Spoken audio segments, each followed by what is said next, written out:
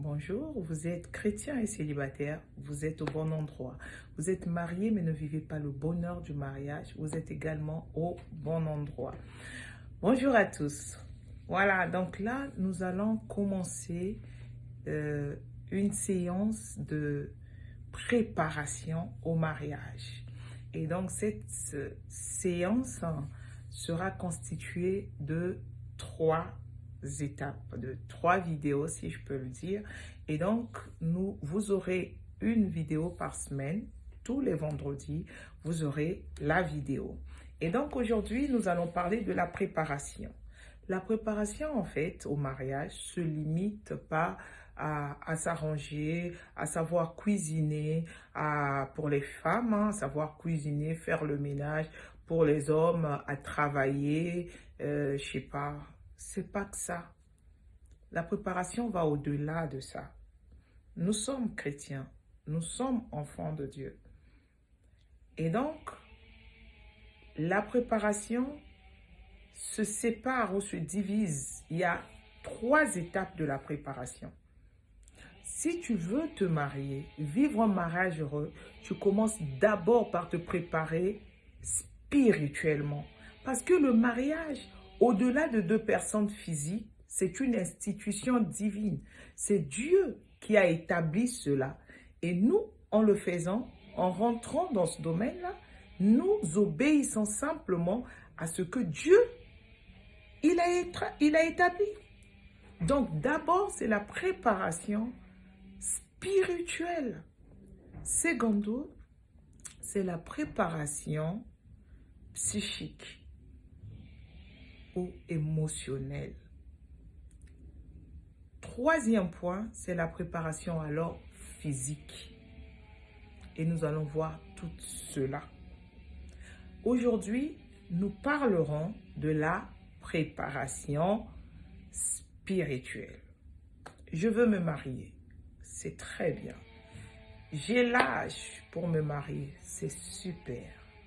Maintenant, est-ce que cela suffit pour vivre un mariage heureux?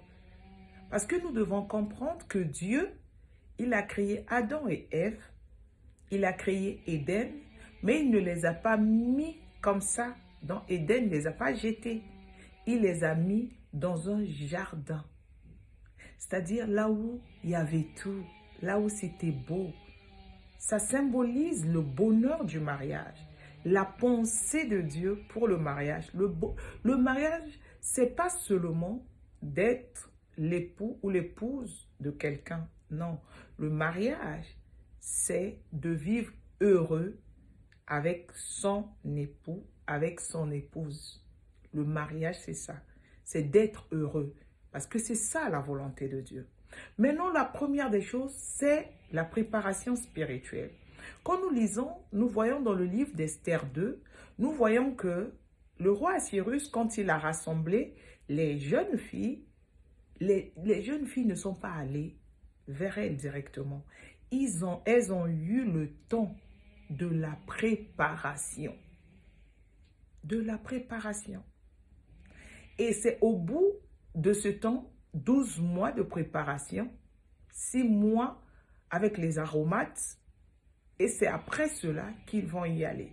La préparation, ce n'est pas que pour la femme.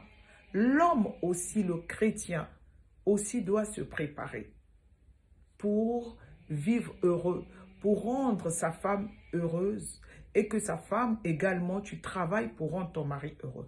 Mais d'abord, parce que c'est une institution, parce que c'est quelque chose de divin, on le prépare, le mariage, dans la prière, spirituellement d'abord.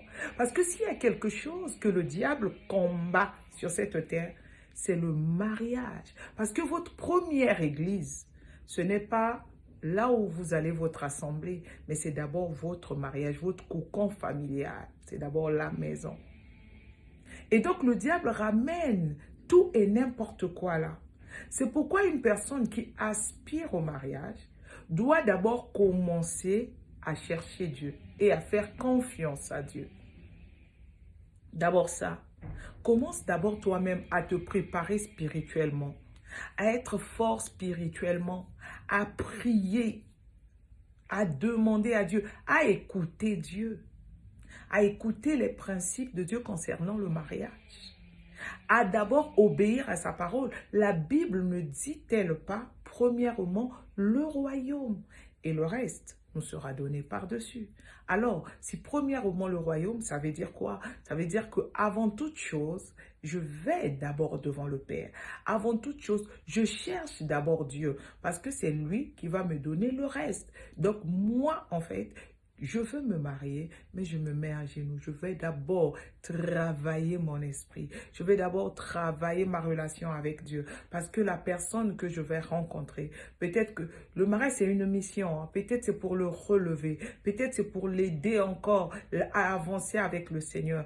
Il faut que spirituellement, tu sois pointu. Spirituellement, que toi-même, avec le Seigneur, tu puisses être un. C'est quand toi, tu es fort spirituellement que tu peux t'engager dans le mariage. Parce que le mariage, comme j'ai dit, c'est combattu par le monde des ténèbres. C'est combattu par les sorciers et autres.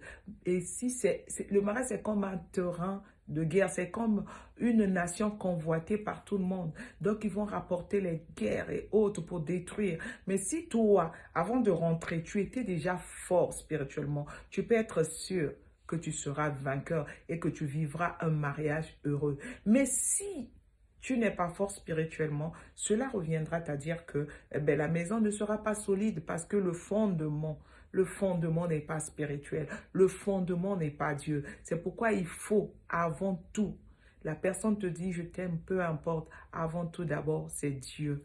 Toi, spirituellement, grandis. Voilà un peu ce que je voulais nous dire aujourd'hui sur le premier point. Le premier point, c'est spirituellement être aiguisé. On ne rentre pas dans un mariage parce que l'âge a avancé, parce que les autres sont mariés. Sois d'abord aiguisé spirituellement pour entrer dans le mariage. Voilà, donc nous avons notre site de rencontre 100% chrétien pour tous les chrétiens, catholiques, évangéliques, protestants, orthodoxes, pour tout le monde, tous les chrétiens. Vous pouvez aller vous inscrire. Là-bas, il y a plein de choses. Nous organisons des sorties pour permettre aux chrétiens de se rencontrer entre eux, des voyages selon que le Seigneur nous guide, pour permettre aux chrétiens de se connaître, pour sortir du virtuel. C'est vrai qu'avec le monde d'aujourd'hui, nous avons tous nos smartphones, on n'a même plus le temps de se regarder. On n'a même plus le temps, tu peux être en face de la personne dans un train, dans un bus, la personne même ne te regarde pas, il ne sait même pas quel vêtement tu as porté, mais la personne est sur son téléphone. Au moins là, ça nous aide. Et là-bas, il y a plein de choses. Faites un tour, allez-y vous inscrire sur le site depargrâce.com. Je vous dis shalom et je vous dis à vendredi prochain. Soyez bénis.